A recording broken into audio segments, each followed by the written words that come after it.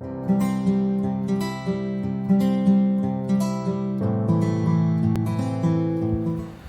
proceeding on to the first question, which quantity has the same units as those of energy per unit volume? Okay, so we know that energy, take any form of energy. Okay, I'm taking gravitational potential energy. E can be written as mgh, right? Okay, so what are the units of m? The unit of m is kg, right? What is the unit of g? G is acceleration due to gravity, right? So its unit is meter per second square, right? H is the unit of meter, right? So over here meter. Okay, so over here I can write that kg meter square second minus 2. Okay, second can be written as s. Okay, so what is the unit of volume? Volume is meter into meter into meter, right? So it's meter cube. So energy per unit volume is what? Just divide this two quantity, kg meter square second minus 2 divided by meter cube, right? So that means energy per unit volume is kg meter minus 1 second minus 2. Okay, so we have derived the units of energy per unit volume. Okay, so now which of the following matches with this? Okay, so first of all density. So first of all is your density. Density is equal to your mass per unit volume, right? What is the unit of mass? Kg. What is the unit of volume? Meter cube. So it's kg meter minus 3. So it's incorrect, right? It does not match. So what is the unit of force? Now force is equal to mass into acceleration. The unit of mass is kg. Unit of acceleration is what? Meter second minus 2. Okay, does it match? No, it doesn't match. So force is also incorrect. So now coming to momentum. Momentum is what? Mass into velocity, right? So that means kg. What is velocity? Distance per unit time. So that means meter second inverse, right? So that means this also matches. No, this also does not match. So coming to the fourth option, that is pressure P. Pressure is equal to your force per unit area, right? What is force? Mass into acceleration. Okay, we derive force, right? I'm not writing again. What is force? Kg meter second inverse, right? Kg meter second minus 2, right? This is force divided by area. What is area? Meter square. So over here we get that this is equal to your kg meter minus 1 second minus 2. Does it match? Yes, it matches. Okay, so that means the correct option to question number 1 is option number D. Now proceeding on to the second question, a list of 4 physical quantities is acceleration, energy, mass and temperature. How many scalar quantities are there in the list? Okay, we know that acceleration is a vector quantity, right? So that means this is not a scalar quantity, right? Energy is a scalar quantity, okay, because energy does not have any direction, right? So mass is also a scalar quantity because mass cannot be expressed in any form of a direction. Okay, temperature is also a scalar quantity. Okay, so these are the basics. So the correct answer to this question is option number C, that is your 3. So proceeding on to your question number 3, a object of mass 2m is moving with a velocity 3v. Okay, so suppose there is the object, the mass of that object is how much? 2m, and that object is moving with a speed of 3v. Okay, it collides with a stationary object of mass 4m. Okay, so suppose this is the path and there is the mass of 4m. Okay, the object sticks together after collision. What is the final speed and the change in the total kinetic energy after the collision? Okay, so this is the initial condition. Okay, so finally what will happen? Finally what will happen? The 2m and the 4m will stick together, right? So what does it mean? 2m and 4m stick together? It means that 2m and 4m moves with the same velocity. Okay, so 2m and 4m, they will move with the same velocity. That means they are sticking together. So suppose the same velocity that they are moving is v1. Okay, so I can write over here the initial momentum of the system is equal to the final momentum of the system. So you have to keep in mind that the momentum of the system is conserved, not the individual masses. Okay, we have discussed it in detail in our previous videos, the link of which will be above. Okay, so that means I can write that the initial momentum of 2m plus the initial momentum of 4m, so this will be equal to the final momentum of 2m plus the final momentum of 4m. Okay, so what is the initial momentum of 2m? 2m is moving with the velocity 3v, right? So that means 2m, mass is 2m, velocity 3v, plus what is the initial momentum of 4m? The 4m mass is initially at 0, so 0. Okay, so this is equal to what is the final momentum of 2m? 2m, and it's moving with a velocity v1, right? What is the final momentum of 4m? 4m, it's moving with the velocity, same velocity v1, right? So that means 6mv. So this is equal to your 6m v1, right?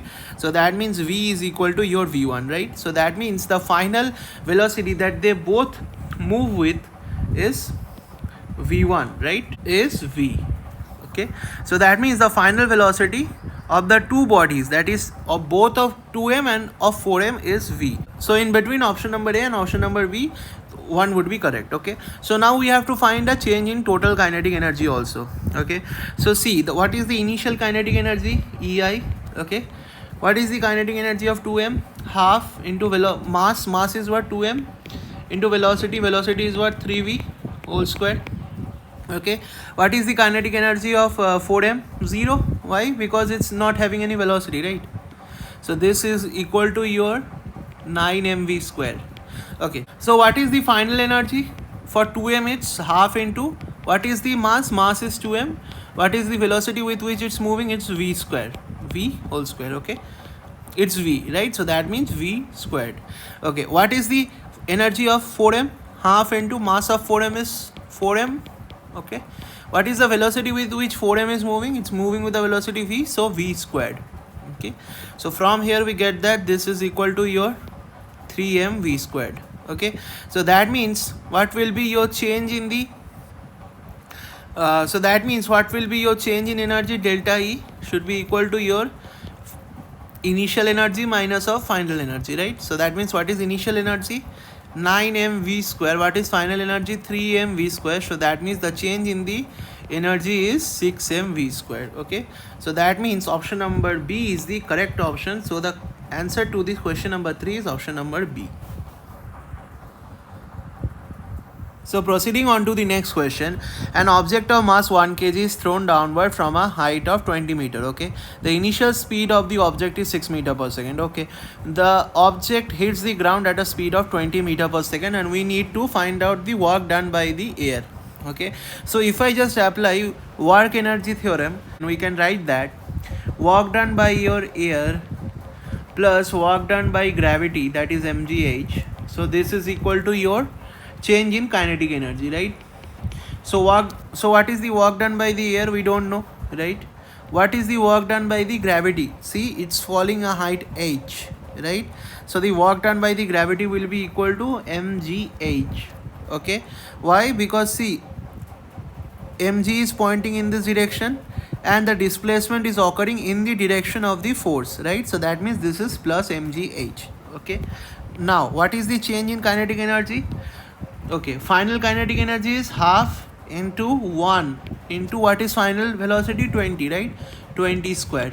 Okay, what is the initial kinetic energy? Initial velocity is 6 meter per second, right? So this is half into 1 into 6 squared. Okay, so from here we get that work done by the air plus 1 into 10 into what is h? Height is 20, right? So this is equal to your 20 squared minus 6 squared by 2. Okay, so from here if you solve this, we'll get work done by the air is equal to minus of 18 joule, right? So this is the work done by the air on the object. Okay, so that means the work done on the air by the object will be negative of work done of this. So the work done by the object to air, so this will be negative of this, so this will be your 18 joule, right? And they are asking what is the best estimate of energy transferred from the object to the air, right? So this is actually by the air to the object, and we need to find out from the object to the air, right? So that means by the object to the air, this will be negative of this, right? So that means this will be equal to your 18 joules. So the correct option to this is option number B, which is your 18 joules. So 4B is the correct option. So proceeding on to the next question, an object of mass 8 kg is falling vertically through the air. The drag force acting on that object is 60 Newton. We have to estimate the acceleration of the object. Okay, so that means, so this is the object, right? The mass of that object is, given in the question to be 8 kg, right? So downward there will be mg, right? Okay, and see where is the direction of the motion of the body. The motion of the body is in the downward direction, right? And drag force always appear opposite to the motion of the body, right? So this is the motion of the body in this direction, downward, so the drag force will be opposite to the motion of the body, that is opposite to downward, so that drag force will appear on the body on the upwards. Okay, so that means the drag force is given to be in the question to be 60 Newton, right? Okay, the summation of net forces along y-axis is equal to your mass into acceleration along y-axis. I am just applying Newton's law, right? Newton's second law, right? Now what is the net force along the y-axis? Mg is acting downwards, right? So mg, and d is acting upwards, so minus d, right? So this is equal to your m times of acceleration along y-axis, right? What is mg? 80, right? What is drag? Given in the question to be 60. So what is the mass? Mass is 8 into acceleration along y-axis, right? So from here we get that 20 is equal to 8 times of acceleration along y-axis. So from here we get that the acceleration along y-axis is 20 by 8. Okay, so that means the acceleration along y-axis is 2.5. So that means the acceleration along y-axis is 2.5 meter per second square. So the correct option to this question is option number B, 2.5 meter per second square. So proceeding on to the next question, P and Q leave the same point traveling in the same direction, right? So that means P and Q, okay, they start from the same point, okay, and the graph of the velocity time for Q is this, okay, so, and the graph of velocity and time for P is this. Okay, so we have to find the distance between P and Q when t is equal to your 8 second. Okay, so one thing we know is that the area under VT graph, so this gives us the distance traveled. Okay, so this gives us the distance traveled. So the distance traveled for Q would be the area under the VT graph of Q. Okay. So that means how much distance did Q travel? So this will be the distance that Q traveled, this area. Okay, so this area will be the distance that Q traveled. Okay, this area. Okay, so we need to find out the area, right? So what is the area? So the area will be half into base into height. So that means Q traveled how much? Half into how much? What is the base? Base extends up to 8, right? So half into 8 into what is the height? The height extends up to how much? 40, right? So that means the net distance that is traveled by Q is equal to your half into 8 into 40. So this is equal to your how much? 160. Okay, and the net distance that is traveled by P, so this will be equal to the area under the VT graph of P, right? So the area under VT graph of P can be divided into two segments. Okay, first is your a triangle, okay, and the second is your a rectangle. Okay, so what is the net area? First of all, the area of the triangle, half into base. How much is the base? From 1 to 3 it's spanning, so 2. Okay, how much is the height? From 0 to 20, right? So 20. Okay, now what is the area of the triangle? The base is from 3 to 8, right? So that means 5, and the height is from 0 to 20, right? So that means 20. Okay, so that means the distance that is traveled by P is equal to your 20 plus 100. So this is equal to your 120 meter, right? So that means P and Q started from the same point. Okay, Q traveled a distance of how much? Q traveled a distance of 160 meter. Okay, and P traveled a distance of how much? 120 meter. Okay, so what is they are asking? What is the distance between P and Q when t is equal to 8 seconds, right? So that means after 8 seconds P travel comes to this point and Q comes to this point. Okay, so what is the distance between these two? 160 minus 120, right? So that means this is equal to your 40 meter.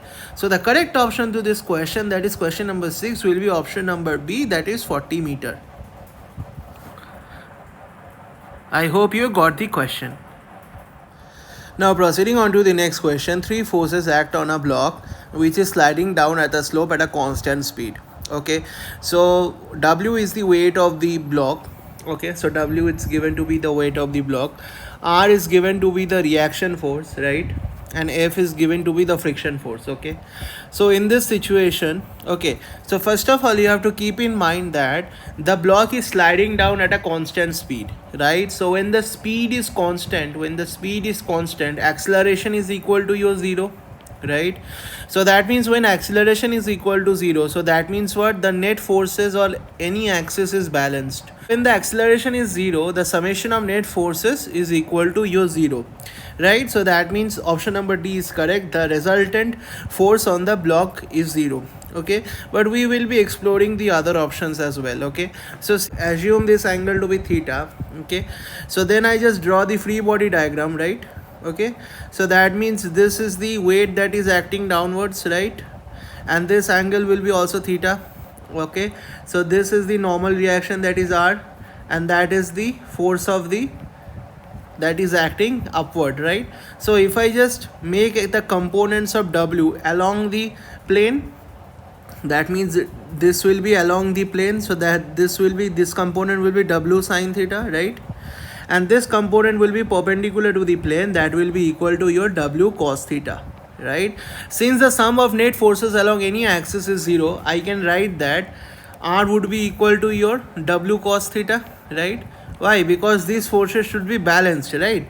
Otherwise, if it is in balance, then the block would not be sliding down with a constant speed. Okay, and what should be the other thing, that W sine theta should be equal to your F. So that means W sine theta should be equal to your F. So that means automatically these two and these two will be cancelled. Okay, and excluding option number A, there must be an unbalanced force down the plane. No, there should not be any unbalanced force. Why? Because when the unbalanced forces are there, there would not be zero acceleration, and if there is no zero acceleration, the body will not slide down the plane in a constant speed. Okay, so that means the correct option to this question, that is question number 7, is option number D. So proceeding on to the next question, a balloon rises at a steady vertical velocity of 10 meter per second. Okay, so there is a balloon. Okay, there is a balloon like this. It rises at a vertical velocity of 10 meter per second. So it's rising upward with a speed of how much? 10 meter per second. Okay, an object is dropped from the balloon at a height of 40 meter from the ground. Okay, so there is the 40 meter, okay, height. So when the balloon is at a height of 40 meter, a object is dropped from the balloon. Okay, suppose the object be this, mass m, the object is dropped from the balloon. Okay, air resistance is negligible. What is the time for the object to hit the ground? Okay, so you have to keep in mind that since the object is dropped from the balloon, which was itself moving upward with a speed of 10 meter per second, okay, so the initial speed of the block will be also upward 10 meter per second when it is dropped from the balloon. Okay, so that means the initial speed u is actually how much? 10 meter per second. Okay, so I am taking upwards as positive and downwards as negative. Okay, so what is the initial speed of the block? So what is the initial speed of the object? It's moving upward, right, with a speed of 10 meter per second, so it's plus. Okay, where is gravity acting? Downwards, right? And what is acceleration due to gravity? A is equal to your g, but it's acting downwards, right? So it's minus. Okay, so how much has the body displaced? So after releasing the body from here, it strikes the ground and goes down, right? So how much has the body displaced? The body has been displaced 40 meter. Okay, but where has it displaced? It has displaced in the downward direction, right? It has been displaced in the downward direction, so the displacement of the body is minus 40 meter, right? So that means we formed a parameter box, that is u is equal to your 10 meter per second, g is equal to your acceleration is equal to your minus g, so that is minus of 10 meter per second square. Okay, and displacement s is equal to your minus of 40 meter. Okay, so we need to find out a time after which the object will hit the ground. Okay, so we can apply s equal to your ut plus half ATA squared. Okay, so what is this in the question? Given to be minus 40, right? What is u? U is given to be 10, so 10t plus half. What is acceleration? Acceleration is minus 10, right? So minus 10 into t square, right? So from here we get that minus 40 is equal to your 10t minus of 5t square. Okay, so from here on solving we get that 5t square minus of 10t minus of 40, so this should be equal to your 0. So from here we get that t square minus of 2t minus of 8, so this is equal to your 0. So from here we get that t minus of 1 whole square. I'm just solving, right? So minus of 3 square, this is equal to your 0. So t minus of 4 into t plus 2, this equal to your 0. So that means the eligible time is t equal to your 4 second. Okay, so that means the correct option to this question, that is your question number 8, is option number C, t equal to your 4 seconds. So proceeding on to the next question, an object of mass small m. Okay, so there is an object, the mass of that object is small m, strikes a vertical wall horizontally with a speed u. Okay, so it's moving with a speed u, and after some time it strikes the vertical wall. Okay, so suppose this is the vertical wall. Okay, the object rebounds from the wall horizontally at a speed v. So okay, so it strikes the vertical wall, right? And after striking the vertical wall, it rebounds, right? The mass of m rebounds and it starts moving with a velocity v in the opposite direction. So we have to find the magnitude of the change in the momentum of the object. Okay, so what is the initial momentum of the object? So this is equal to m times of u. Okay, where is the momentum of the object initially? It's towards the east, right? It's towards the east. Okay, so what is the final momentum of the object? Mass into velocity, right? Mass into velocity. But where is the momentum, final momentum? It's towards the west, right? So it's towards the west. Okay, so that means what is the change in the momentum? So that change in momentum delta p is equal to your final momentum minus of initial momentum, right? So what is final momentum? mv towards the west, okay, minus of mu towards the east. Okay, and we know that east and west are anti-parallel vectors, right? So east is located in this direction and west is located in the opposite direction. So east and west are your anti-parallel vectors, right? So for anti-parallel vectors I can write that west is equal to your negative of east, right? So that means east will be equal to your negative of west.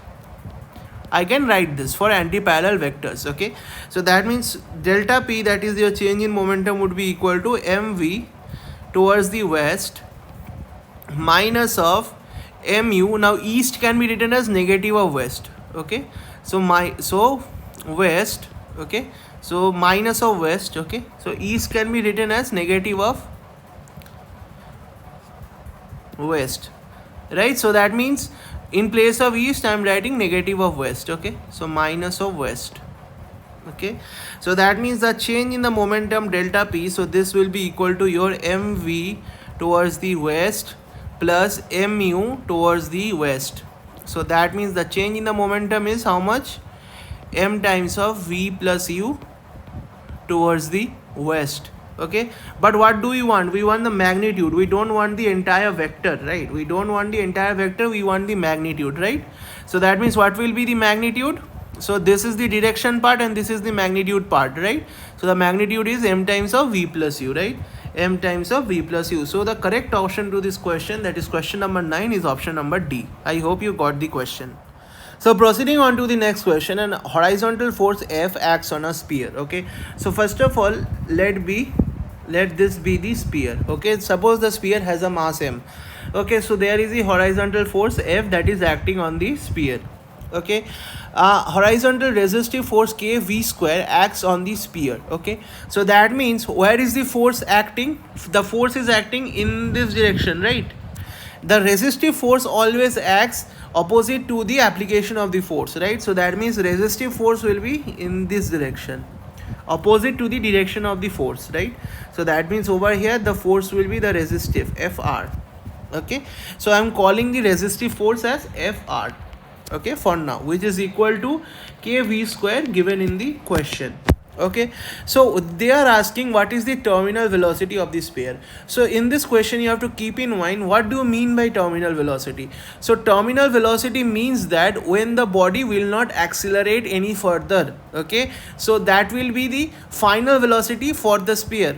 Okay, so that means the body is not accelerating further, so that means the acceleration of the body is equal to 0, right?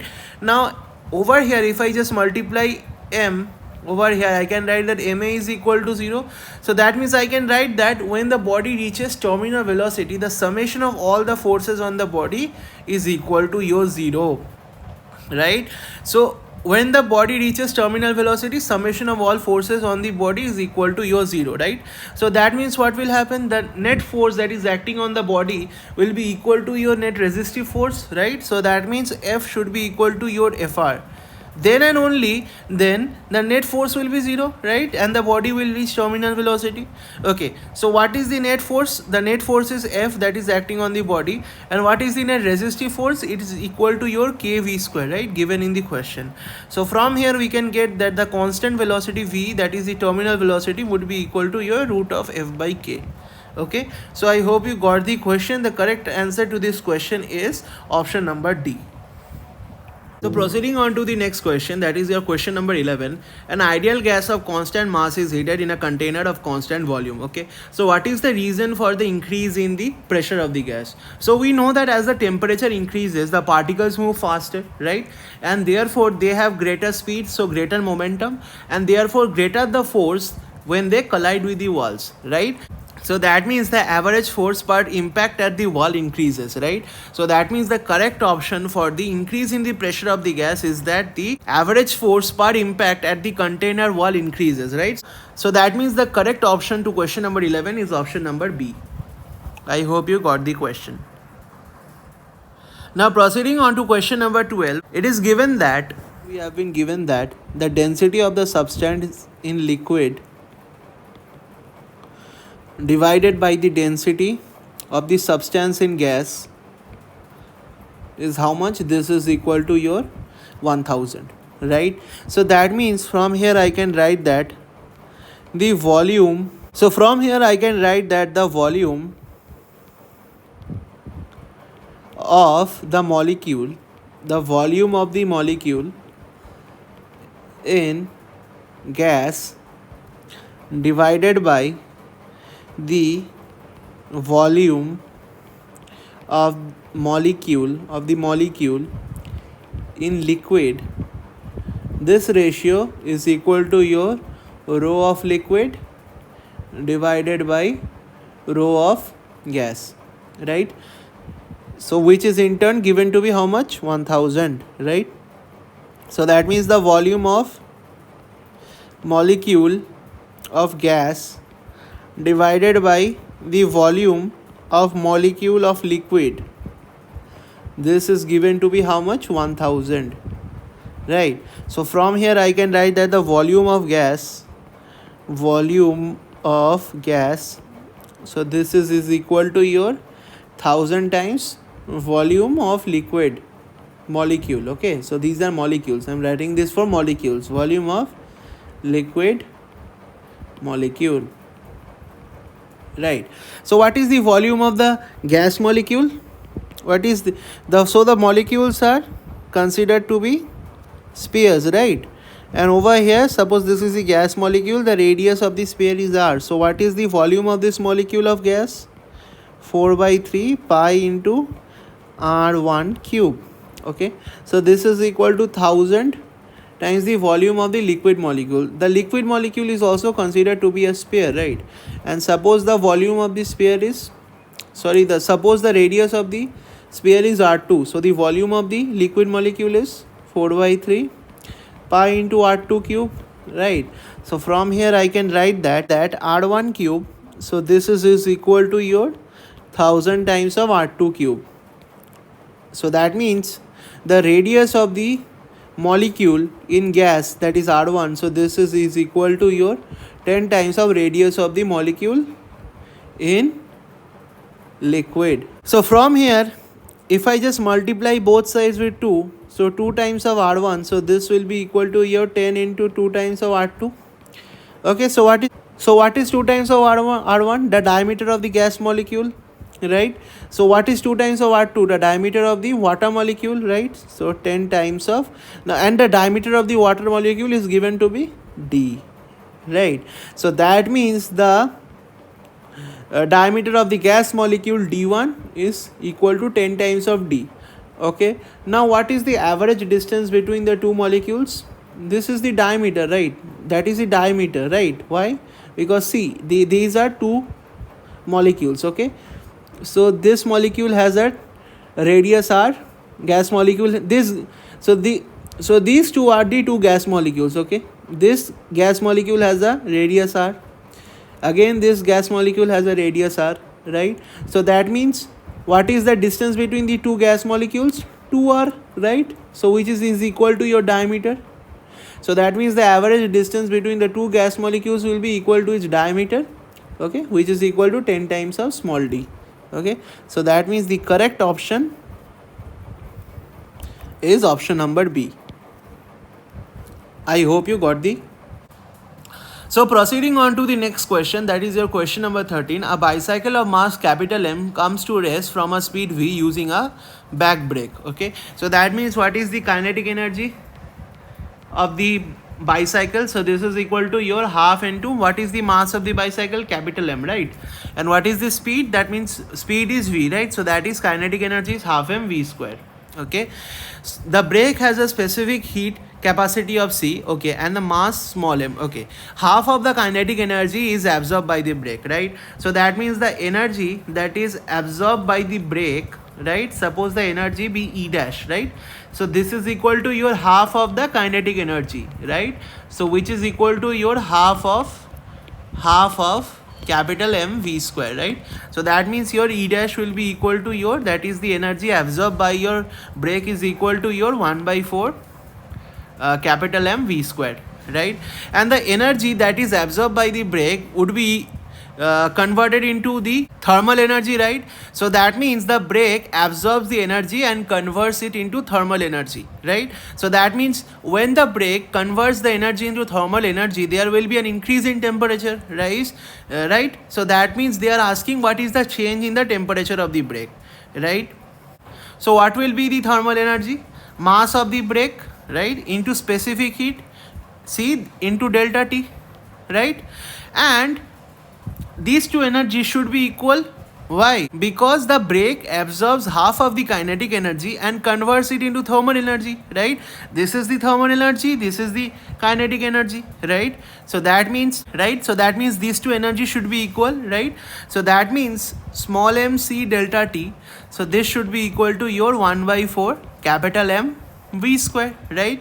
So that means the change in temperature delta T this will be equal to your capital M v square divided by 4 small m into C.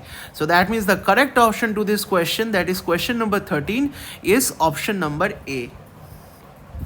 I hope you got the question. Now proceeding on to the next question, that is your question number 14. It says that an object moves with simple harmonic motion. The acceleration of the object is. Okay, so we know that for a particle that performs simple harmonic motion, acceleration is given as acceleration is equal to minus of omega square into x, right? So acceleration is equal to minus of omega square into x. Okay, so let's just look into the option. The acceleration is constant. Is it constant? No, it's not constant. Why?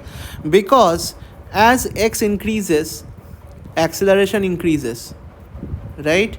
As x decreases, acceleration decreases, right? So that means first option is incorrect. Okay, always directed away from the center of oscillation. Is it so? Okay, let's just check.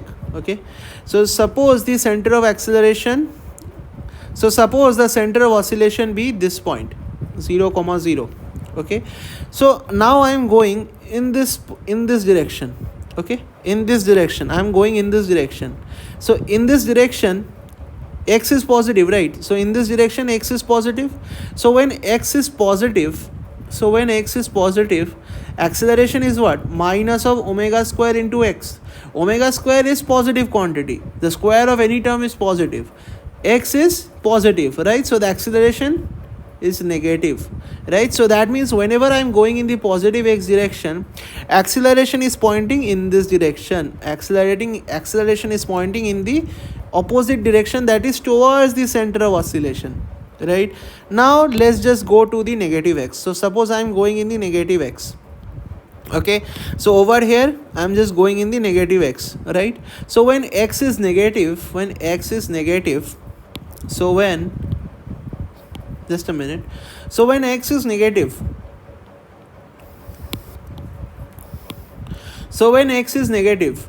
okay, what is acceleration? Again, acceleration is minus of omega square into x. The square of any term is positive, x is what? Negative, right?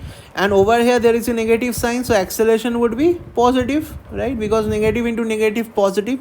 So whenever I'm going in the negative x, acceleration is again pointing towards the center of oscillation, that is towards this point, right? So that means if I go in the plus x or if I go in the minus x, the acceleration vector is always pointing towards the center of oscillation. So that means it's always directed towards the center of oscillation, not away from the center of oscillation. So option B is incorrect.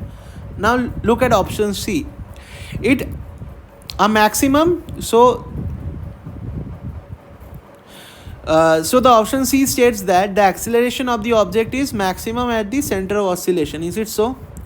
So see, this point is the center of oscillation, right? So this point is the center of oscillation, okay? And what is the coordinate of this point? 0, 0, right? So put x equal to 0 in the equation. So that means omega square, in the place of x put 0. So that means at the center of oscillation acceleration is 0, okay? So that means it's not maximum at the center of oscillation. Okay, maximum at the extremes of the oscillation. This option is correct. Why? Because acceleration is minus omega square x. Okay, now we want the magnitude of oscillation. Okay, so the magnitude, now we want the magnitude of acceleration. Magnitude of acceleration is omega square into x, right? So that means at the extremes of the oscillation x will be maximum, right? So that means for that a would be also maximum. So that means at the extremes of the oscillation, what will happen? The acceleration of the object will be maximum. So option D is the correct option. So proceeding on to the next question, a traveling wave have a frequency of 500 hertz. The closest distance between 2 points on the wave that has a phase difference of 60 degree is 0.050 meter. Okay, so we need to find the speed of the wave. Okay, so that means what will be the value of delta? Delta is how much? 60 degree, right? So what is 60 degree? We don't need it in degrees, okay? We need it in radians. 60 degree is pi by 3 radians. Delta x, that is the distance between 2 points in a wave. So this is equal to your lambda by 2 pi into your delta, right? So that means what is delta x? So that means the delta x is 0.050, right? Now what is lambda? Lambda is, we need to find out lambda, right? Lambda divided by 2 pi into delta. Now what is delta? Delta is pi by 3, right? So from here we get that pi cancels, okay? So that means lambda by 6. So this is equal to 0.050, right? So that means lambda comes out to be 0.300. Okay, so we need to find out what is the speed of the wave, right? So what is the speed of the wave? What is the speed? Velocity is equal to your n lambda, right? Where n is the frequency. The frequency of the wave is given to be 500 hertz, right? So that means, so this will be equal to 500 into lambda. What is lambda? 0.300. So from here we get that if you just solve this, you'll get 150. So that means the velocity comes out to be 150 meter per second, right? So that means the correct option to your question number 15 is your option number C, that is your 150 meter. I hope you got the question. Proceeding on to the next question, that is your question number 16. What changes occur to the frequency and wavelength of monochromatic light when it travels from glass to air? So we know that the frequency of the light always remains constant when it travels from one medium to the other medium. Why? Because we cannot divide photon into pieces, right? So its energy must stay constant, okay? So when its energy stays constant, the frequency also remains constant, right? So that means when monochromatic light travels from glass to air, its frequency will always remain remains constant, right? So that means within option number A or option number B, one will be the correct option. Okay, so we know that wavelength lambda varies inversely with the refractive index, right? So that means when the refractive index increases, wavelength decreases, right? And when the refractive index decreases, the wavelength increases, right? So in this question, the monochromatic light is traveling from glass to air, right? So that means glass has a higher refractive index and air has a lower refractive index, right? So that means when it goes from glass to air, the refractive index decreases, right? So when the refractive index decreases, the wavelength lambda increases, right? So that means frequency will stay the same and wavelength will increase. So that means the correct option to your question number 16 is option number B. I hope you got the question. I hope you didn't get the question. So proceeding on to the next question, that is your question number 17. The air in a pipe open at both ends vibrates in the second harmonic mode, right? So if it vibrates in the second harmonic mode, just let me draw this, okay? So it will look something like this.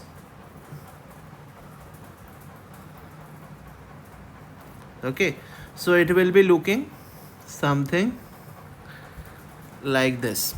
Okay, so that means see that point P, for point P and for point Q. Okay, so that means see that point P and point Q are completely out of phase. Why?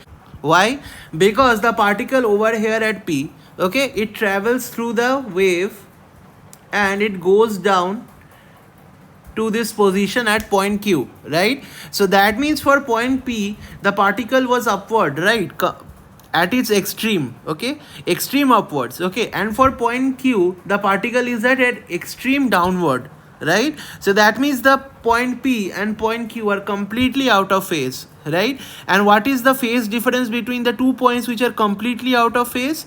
That the phase difference over here will be equal to your pi, right? So that means the correct option to your question number 17 is your option number C, that is your pi. So proceeding on to the next question, that is your question number 18. It is given that, so over here in this question they are given that N is the free charge carriers per unit volume, okay, and the charge on the carrier is Q.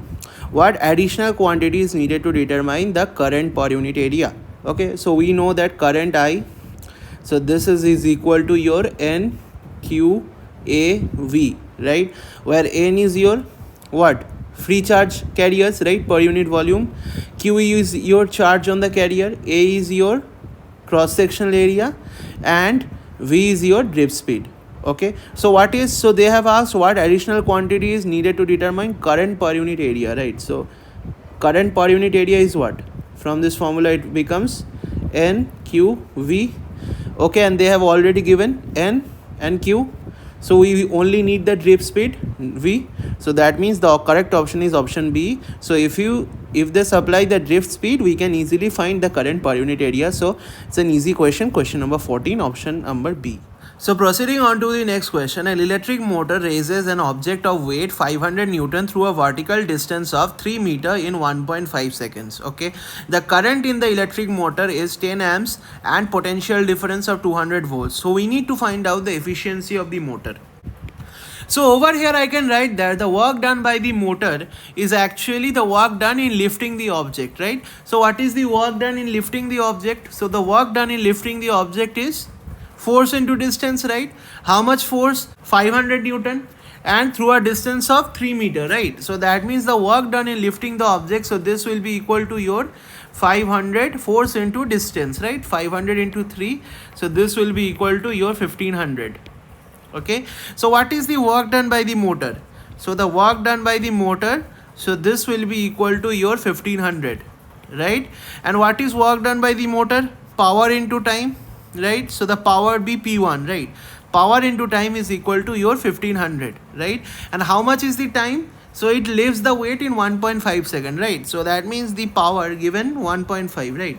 So that means power into 1.5, so this will be equal to your 1500, right? So that means from here we get that the power required to lift the weight, so this will be equal to your how much? 1000. Okay, but how much power do we actually have? See, Actually the electric motor is 10 amps at 200 volts, right? So that means the power that we actually have is equal to your Vi, right? So that means this is equal to your 100 into 10 into 200, right? So this will be equal to 2000, my bad. Okay, so that means the motor has 2000 units of power that is being supplied, but the motor is only providing 1000 units of power, right? So that means what will be the efficiency? So the efficiency will be equal to your power given minus the power used divided by power given into 100%, right? So that means the efficiency will be equal to how much power is given. The 2000 units of power is being given, right?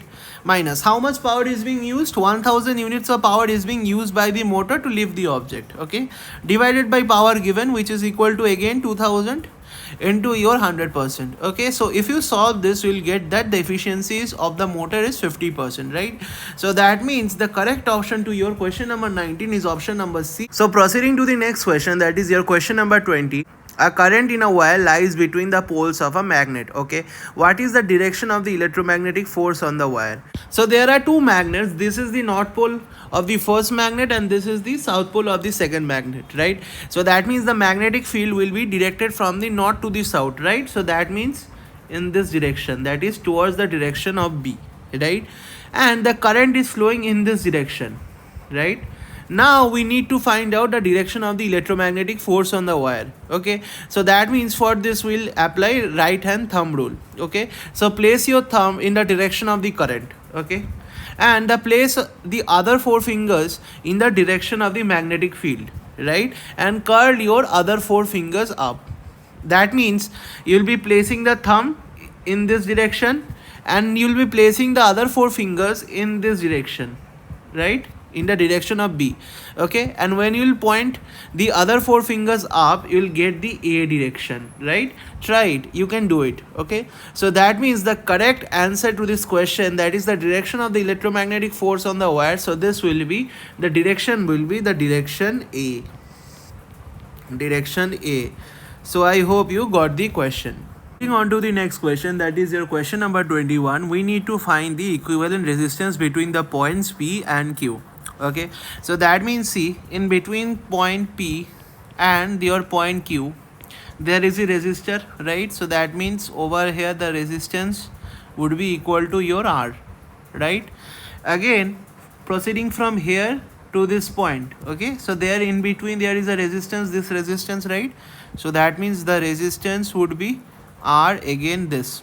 Okay, now from this point the resistor is diverging, right? It is diverging into two parts. Okay, so draw that, right? It's diverging into two parts, right? So on one part we have one resistor R, again on the second part we have another resistor which is R, right? So that means over here the resistance would be equal to your R, again over here the resistance would be equal to your R, right? Again connect this, see they are connected, right? Again connect this, okay, and finally they are connected to the point Q. So this is the net equivalent circuit of this circuit, right? Now what we need to do, we need to find the equivalent resistance between the points P and Q, right? Okay, first of all see that this resistance R and this resistance R are in parallel, right? So that means over here I can simplify it to be, over here this resistance would be R, right? Over here this is point P, this is point Q, right? Again it's going down. Over here there is a resistor R, right? Now I can say that this resistance and this resistance are in parallel, right? So that means what will be the equivalent resistance of these two resistances that are connected in parallel? So the equivalent resistance would be R1 R2 divided by R1 plus R2, right? So R1 is R, R2 is also R, right? So that means this will be equal to your R square divided by R plus R, right? So that means over here the resistance would be R by 2, right? So that means over here the resistance, equivalent resistance of these two resistors would be equal to your R by 2, right? So this is the formula for equivalent resistance when two resistances are in parallel, right? Okay, so that means see that again after this I can write that this R and this R by 2 are in series, right? So if I just again draw the equivalent circuit. So over here this will be P, this will be Q. What will happen? This R and this R by 2, okay, this R and this R by 2 are in series, right? So that means the net equivalent resistance would be, over here I can write the net equivalent resistance by combining these two. So this will be R plus 3 R plus your R by 2. Okay, so this will be equal to your 3R by 2, right? So that means over here the equivalent resistance will be 3R by 2, and over here the resistances are as it is. Okay, over here this was R, so over here this is also R as it is. Okay, so that means now we need to find out the equivalent resistance between point P and point Q, right? So see that 3R by 2 and R are in parallel, right? So that means what will be the equivalent resistance? R1 R2 divided by R1 plus R2, right? So that means this will be equal to 3R by 2 into R divided by R1 plus R2, right? R1 is 3R by 2 plus R2 is how much? R, right? So over here 3R square divided by 2 into your 5R by 2, right? I'm just calculating over here. So over here the net equivalent resistance comes out to be 3R by 5, right? And what is the value of R given in the question? The value of R is given to be 4, right? So over here if I just put R equal to 4, so this will be 3 by 5 multiplied by 4, so this will be equal to your 12 by 5, so this will be equal to your 2.4. So the correct option to this question, that is your question number 21, is option number B. Okay, I hope you got the question.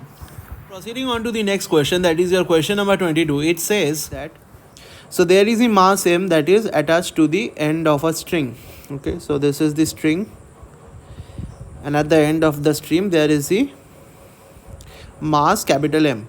The string is passed through the hollow tube and the small m is attached at the other end. Okay, so this is the hollow tube, and at the end of the hollow tube there is the small m mass that is attached. The friction between the tube and the string is negligible. Okay, so the mass m travels at a constant speed v in a horizontal circle.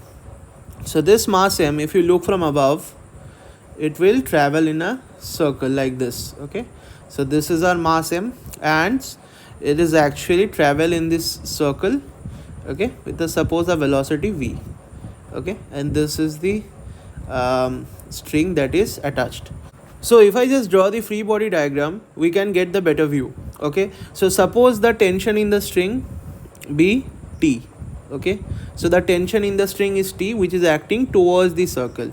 Okay, so what can I write? The summation of net force towards the center of the circle is equal to mass into acceleration of the particle towards the center of the circle. Okay, so what is the force acting towards the center of the circle? Only tension T is acting, right? So T is equal to mass into, what is the acceleration of small m towards the circle? Centripetal acceleration, right? V square by capital R. So over here T would be equal to V square by capital R. So from here we get that T is equal to your mv square divided by capital R. Okay, so this completes a free body diagram of the small m part. Okay, but see over here capital M is also balanced, right? So if I just draw the free body diagram of capital M, see, this is capital M, it's balanced, right? It's not moving anywhere. So over here upward will be the same tension T that is acting through the string, right? And downward will be the capital Mg. So from here, if it's in equilibrium, I can write the summation of net force along y axis is 0. So that means T should be equal to your Mg. Okay, so now these tensions are equal, right? Why? Because this is the same string. In the same string, the tensions are always equal provided the string has no mass. Okay, so that means capital Mg is equal to your small mv square by capital R, right?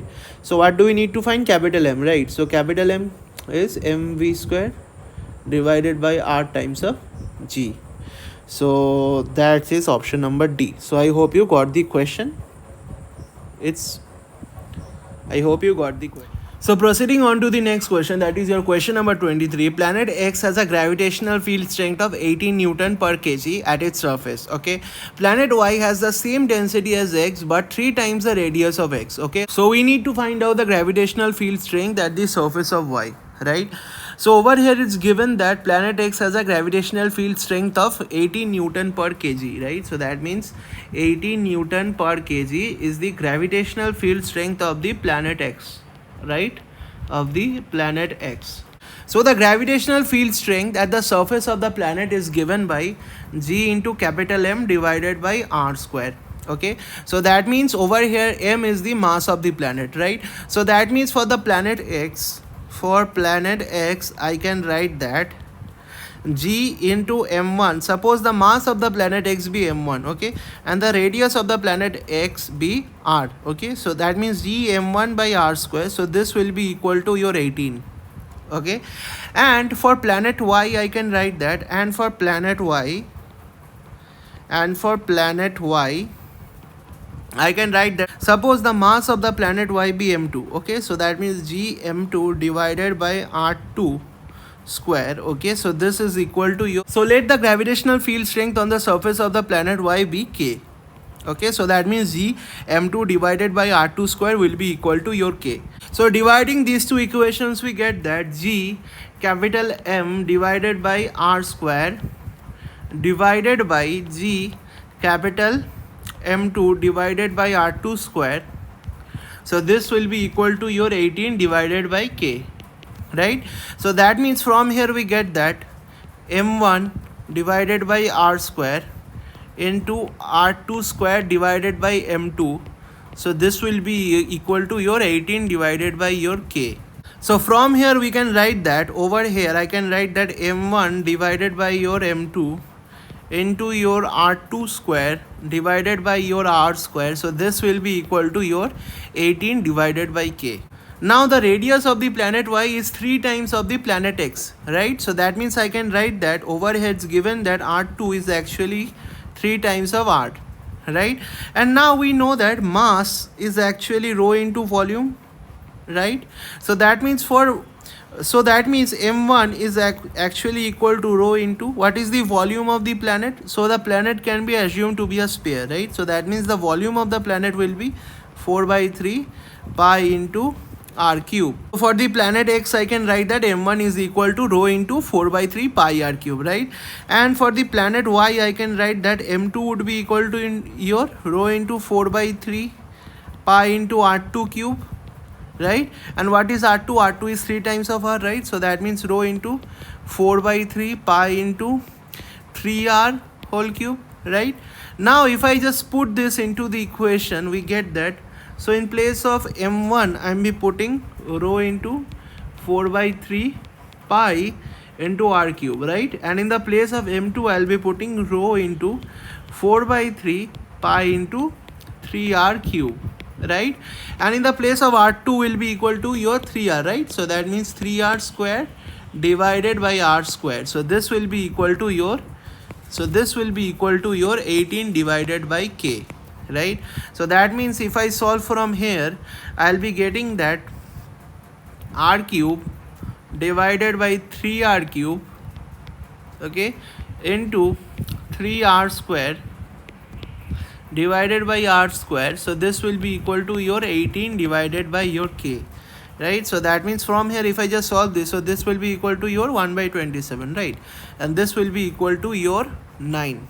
So this will be equal to your 18 divided by K, right? If I just cut this, so this will be 1 by 3. So 1 by 3, so this will be equal to your 18 divided by K.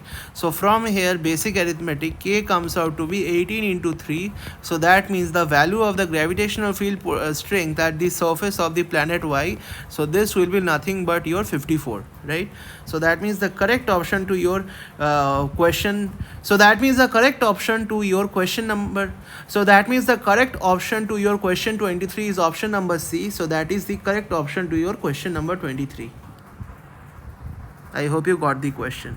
So proceeding on to the next question, that is your question number 24. What are the principal roles of moderator and control rod in a thermonuclear reactor, right? So that means the moderator helps slow down the neutrons produced by fission to sustain the chain reaction, right? So that means the role of the moderator is to reduce the kinetic energy of the neutrons, right? So that means in between your option number C and option number D, one will be correct, right? And what is the role of the control rod? The control rod always helps to maintain a constant rate of reaction, right? So that means the correct option to your question number 24 will be option number C. I hope you got the question. Proceeding on to the question number 25, a nuclear power station contains an alternating current generator. What is the energy transfer performed by the generator? So it's a tricky question, okay? So in this question, you have to keep in mind that a generator can be used anywhere, okay? It can be used in a nuclear power facility, and it can be used in household purposes also, okay? So that means you just have to keep in mind that for only a generator, what happens? A generator only converts kinetic energy to electrical energy, right? Rotational kinetic energy to electrical energy, okay? And it can be used anywhere, okay? So this is a trick question. The answer to this question will be equal to option number B, that is rotational kinetic energy to electrical energy. So this is the correct option for option. So proceeding on to the next question, that is your question number 26. It says that the average temperature of the surface of the planet is 5 times greater than the average temperature of the surface of its moon, okay? So suppose there are two planets, this is the planet and this is the moon of the planet, and they are given that the surface temperature of the planet, okay, so it's is 5 times greater than the moon. So if the moon temperature is T, so that means the temperature of the planet will be 5T, right? The emissivities of the planet and the moon are the same, so sigma is same for both the planets, okay? So what is the average intensity radiated by the moon, okay, when the average intensity radiated by the planet is I, okay? So they are given that the intensity radiated by the planet is I, okay? So what is I is equal to your sigma E into T to the power 4. That means the temperature to the power 4, okay? What is the temperature? 5T, right? So that means the intensity is actually how much? Is actually 5 to the power 4 T to the power 4 sigma into E. Now what is 5 to the power 4? It's nothing but 625, okay? Sigma E T to the power 4, okay? So now we want to find the intensity by its moon, okay? So suppose the intensity by its moon be I dash. So what is I dash? Sigma E into temperature to the power 4, that is T to the power 4, right? So I dash is what? I dash is sigma E T to the power 4, okay? But we want the answer in the form of I, okay? Very easy actually. So over here, what is sigma E T to the power 4? I by 625. This is equal to your sigma E into T to the power 4, right? So that means from here we get that I dash would be equal to your I by 625. So which is the correct option? So this is not the correct option, okay? So the correct option is option number C. Option number C. So this is the correct option. So proceeding on to the next question, that is your question number 27. Which of the graph shows the variation of activity A with the temperature T for the radioactive nuclide, right? So that means we know that the activity A varies with time as A is equal to A naught e to the power minus of kt, right? So that means k over here is a constant, okay? So that means over here, if I say that at time t equal to 0, a will be equal to your a naught e to the power minus 0, so this will be equal to your a naught, right? So that means at t equal to 0, our a will be equal to a naught, right? So that means at t equal to 0, the graph will be touching the y-axis, right? So which graph is touching? This graph and this graph. So in between option number C and option number D, the one will be correct, right? Again, see that at t equal to your infinity, right? So what will happen? A is equal to a naught e to the power minus infinity, right? So that means over here a will be equal to your a naught divided by e to the power infinity, so this will tend to your 0, right? So that means at very large time, at time tending to your infinity, so that means the activity will tend to 0, right? So that means at very large time the activity will tend to 0, right? In option number C, they are telling that after a very small time t, the activity is tending to 0, right? But it will not be the case. Why? Because after a very long time only, that means that time tending to infinity, a will be 0, A will tend to 0, right? So that means A will tend to 0 after a very long period of time, right? So that means the correct option to your question number 27 will be option number D. Why? Because see, in option number D, after a very long time, if I just extend the graph, after a very long time it will tend to 0, right? So that means the correct option to your question number 27 is option number D. I hope you got the question. Proceeding on to the next question, that is your question number 28. What statement about alpha particles, beta particles and gamma radiation is true? Right? So we know that gamma radiation is actually a form of light, whereas beta particles are actually particles, right? So that means light always travels faster than any particle, right? So the correct option to your question number 28 will be option number A. Gamma radiations always travel faster than beta particles in vacuum. Why? Because gamma radiation is a form of light which is always the fastest compared to any particles compared. Now proceeding on to your question number 29, it says that it's an interesting question. So you have been given 4 of the energy states, right? E1, E2, E3 and E4. Okay, and the transition between any two states is possible. Okay, so what is the shortest wavelength of the radiation that can be emitted from these 4 states? Okay, so when a particle jumps from one energy state to the other energy state, it releases energy, right? And that energy is given as delta E is equal to your h nu. Okay, so what is nu? Nu is the frequency. Okay, and it can be further reduced as, nu can be written as, that is the frequency can be written as c by lambda, where c is the speed of light and lambda is the wavelength emitted, right? So from here I can write that delta E is equal to your hc by lambda. Okay, so that means lambda, that is the wavelength emitted when the transition is being, so what is lambda? Lambda is the wavelength emitted when there is the transition from one state to the other state, that is one energy state to the other energy state. So this is equal to your hc by delta E. Okay, so now what do we want? We want the shortest wavelength, right? So that means for the shortest wavelength, right, for lambda to be the shortest, delta E should be the maximum, right? So why? Because when the denominator is maximum, the numerator is minimum, right? So that means delta E is maximum, it should be maximum, right? So that means delta E should be maximum, right? Now what is delta E? Delta E is actually your final energy minus of the initial energy, right? So now we want the final energy minus of initial energy to be maximum, right? So where is the maximum? When the particle jumps from E1 to E4, it will have a much larger energy difference, right? Rather than jumping from E1 to E2 or from E1 to E3, right? Because the energy difference between E4 and E1 is the maximum, right?